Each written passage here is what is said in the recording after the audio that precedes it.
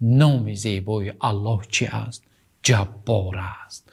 معنای جبار چی است؟ چنانه که شیخ سعدی میگویند الرؤوف الجابر للقلوب المنکسره والعاجز. جبار یعنی بسیار به بندگانش مهربان است و جبار یعنی انسانی که دلش شکسته است، انسانهای شکسته دل، الله دل آنها را دل بردار است. الله به زخمهای قلبهای ما و شما شفا دهنده است و الله حق سبحانه و تعالی جابر و جبار است. و همچنین یکی از معناهای جبار اینجا است العلی الاعلی والقهار، یعنی شکننده میانی متکبرین و ظالمین.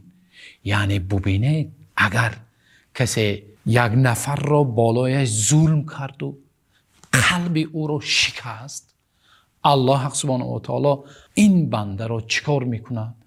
بالای این بنده اش مهربان است، دل او را میبردارد و همچنین آن ظالمی که دل این بنده را شکسته بود، بالای این تجبر و تکبر کرده بود، الله حق سبحانه و تعالی میان او را میشکند و الله حق سبحانه و تعالی هم در این دنیا و هم در آخرت همچنین الله وعده داده است